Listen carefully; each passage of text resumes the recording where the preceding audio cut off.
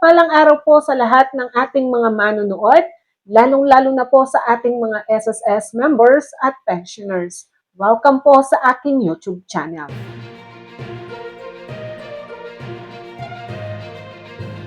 Marami pong mga SSS retiree pensioners na baguhan pa lamang na pensioner ang nagtatanong kung magkano nga ba ang pwede nilang i-loan sa pension loan.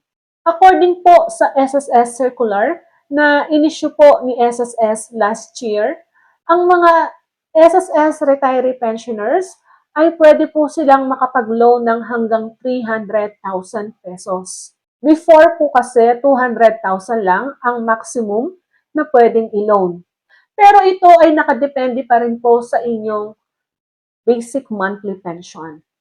Narito po sa screen, makikita ninyo. So, pwede po kayong mamili dyan ng 3, 6, 9, at 12. Then, imumultiply po yan sa BMP plus 1,000. So, yung BMP, yung basic monthly pension, plus 1,000, yan po ay ang tinatawag na aggregate monthly pension. Sunod po, kung 6, imumultiply din po yan sa BMP plus 1,000 o aggregate monthly pension ninyo.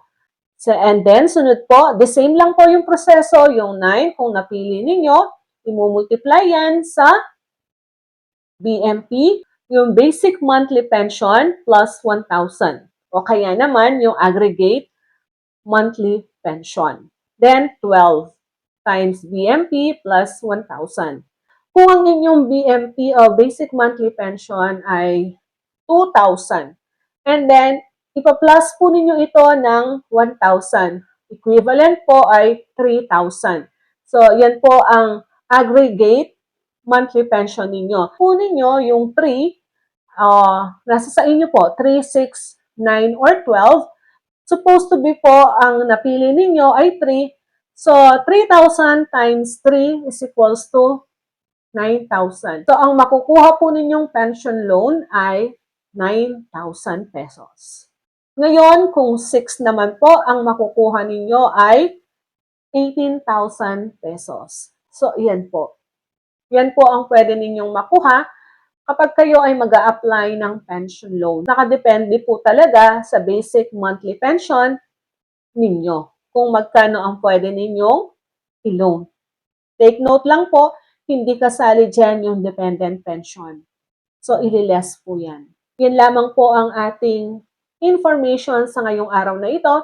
Have a nice day and God bless us all. Ito po ang inyong lingkod, Pro Information Hub.